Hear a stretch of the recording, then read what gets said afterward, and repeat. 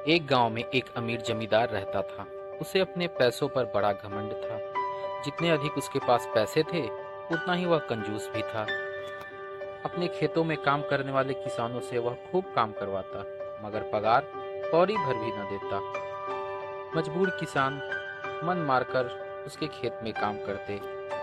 उसी गांव में रामू नाम का एक किसान रहता था। उसके पास थोड़ी सी जमीन थी। उसी में खेती बाड़ी कर वह अपना और अपने परिवार का गुजारा चलाता था। वह दिन भर अपने खेत में काम करता था और अपनी मेहनत के दम पर इतनी फसल प्राप्त कर लेता कि अपने परिवार के लिए दो वक्त की रोटी जुटा सके। गांव के बाकी किसानों के पास रामू के मुकाबले अधिक जमीन थी। वे रामू की मेहनत देखकर हैरान होते कि कैसे इतनी सी जमीन में वह इतनी फसल उगा लेता है। एक साल गांव में भयंकर सूखा पड़ा।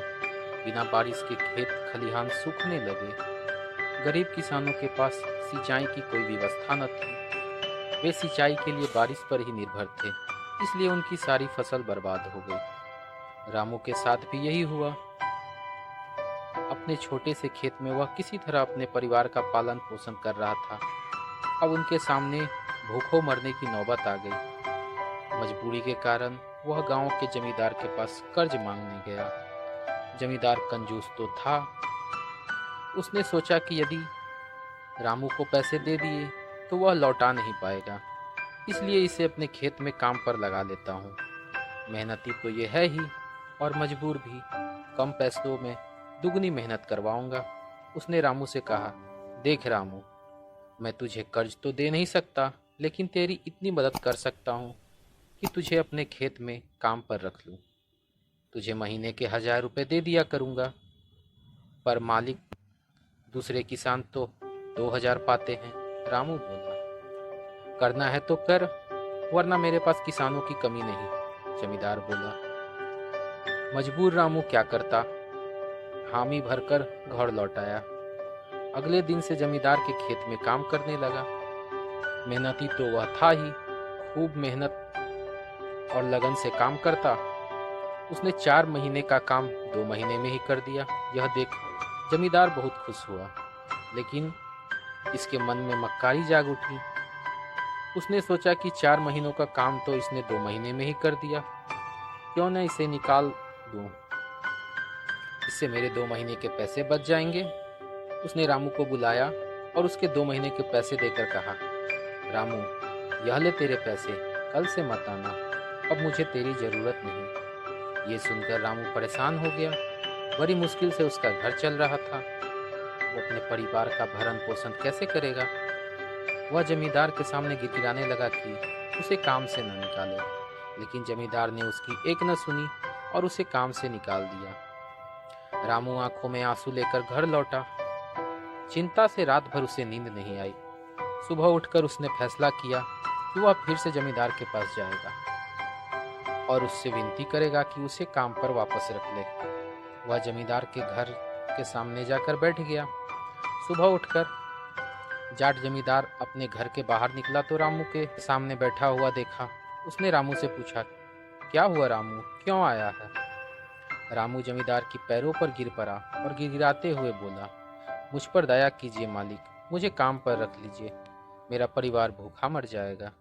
जमींदार ने उसकी एक न सुनी और उसे धक्के मार के वहां से निकाल दिया।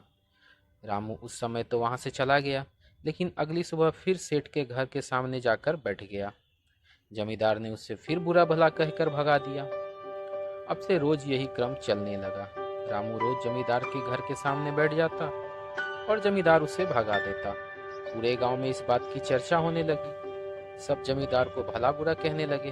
तंग आकर जमींदार ने सोचा कि क्यों न कुछ दिन परिवार सहित दूसरे गांव चला जाऊं। मुझे घर पर ना देख कर रामू यहाँ आना बंद कर देगा। अगले दिन वह परिवार सहित दूसरे गांव अपने रिश्तेदार के घर चला गया। 10-15 दिन रिश्तेदार के घर रहने के बाद जब वह अपने घर लौटा तो रामू को अपने घर के सामने बैठा नहीं पाया। वह मन ही मन खुश हुआ कि चलो उससे पीछा छूटा, लेकिन वह चकित भी हुआ कि आखिर रामू ने आना बंद क्यों कर दिया। उसने गांव वालों को बुलाकर पूछा तो पता चला कि रामू घायल है और अपने घर पर पड़ा हुआ है। जमींदार ने पूछा, क्या हुआ उसे? एक किसान ने कहा, मालिक, आज जब दूसरे गांव चले गए थे तब भी रामू आपके घर के सामने बैठा रहता था। एक दिन आपका खाली घर देखकर कुछ चोर चोरी करने के इरादे से आपके घर में घुसे, लेकिन वे रामू की नज़र में आ गए। रामू अपनी जान की परवाह न कर उनसे उलझ गया और उन्हें भगा दिया। उनके बीच हुई हाथापाई के कारण रामू घायल हो गया।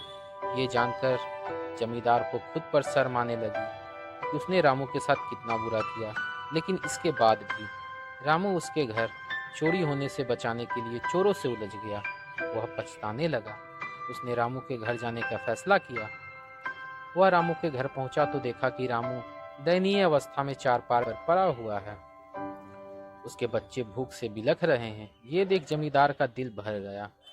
उसने रामू से अपने किए की माफ़ी मांगी, उसका इलाज करवाया और ठीक होने के बाद अच्छी पगार के साथ उसे फिर से काम पे रख लिया।